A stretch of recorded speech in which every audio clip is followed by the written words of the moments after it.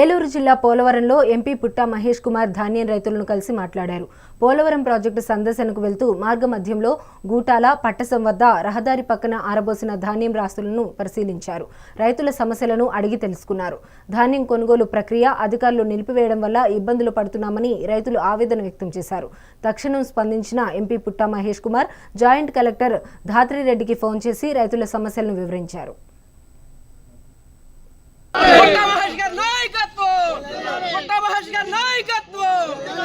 మాట్లాడాను మీది ధాన్యం ఇప్పుడు ఏముందో అది అంతా ఇది చేస్తారు. నేను మినిస్టర్ గారితో కూడా మాట్లాడి ఏమైందంటే పోయినసారి 2 లక్షల ధాన్యం పండిస్తేనే 2 లక్షల ధాన్యానికి మేము కొన్నాము.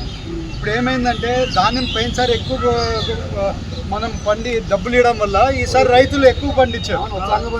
అది ఇప్పుడు నిన్న వరకు 2,20,000 ఉన్నింది. 30,000 మళ్ళీ రాత్రి నేను మీ దగ్గర రాకముందు నాకు తెలిసింది మీరు అందరు నన్ను ఆపుతున్నారని. నేను కలెక్టర్తో పొద్దున రాత్రే మాట్లాడితే సార్ ఇంకొక 30,000 తీసుకుంటున్నామంటే అది దాంట్లో పోలవరం వాళ్ళది కూడా కొంచెం యాడ్ ఆన్ చేసి అంతా తీసుకోమని చెప్పాను. మీరు చేసుకుంటారు మేము